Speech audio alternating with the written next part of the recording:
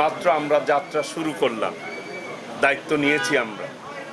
ইনশাল্লাহ আমি আমার জায়গা থেকে সর্বোচ্চ আমার যে জনগণের কাছে প্রতিশ্রুতি দেওয়া রয়েছে, এই টাঙ্গাইলের উন্নয়নের যে পদক্ষেপের কথা আমি বলেছি, ইনশাল্লাহ প্রত্যেকটি পদক্ষেপ যাতে বাস্তবায়িত হয় সেইভাবেই আমি ইনশাল্লাহ কাজ করি। ইতিমধ্যেই বাজার মনিটরিং সেল করা হয়েছে। আমাদের যারা বাজারের নিয়ন্ত্রণের দায়িত্ব রয়েছে তারা কাজ করে যাচ্ছে।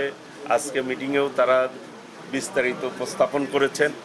আশা করি আমাদের মনিটরিংয়ের মধ্যে তদারকির মাধ্যমে এই সমস্যাগুলি সমাধান করতে আমরা সক্ষম হব ইনশাল্লাহ।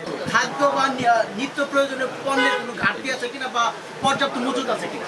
এখন পর্যন্ত আমরা যেভাবে দেখছি আল্লাহর রহমতে সব কিছুই ঠিকভাবেই আছে, কোনো ঘাটতি নেই।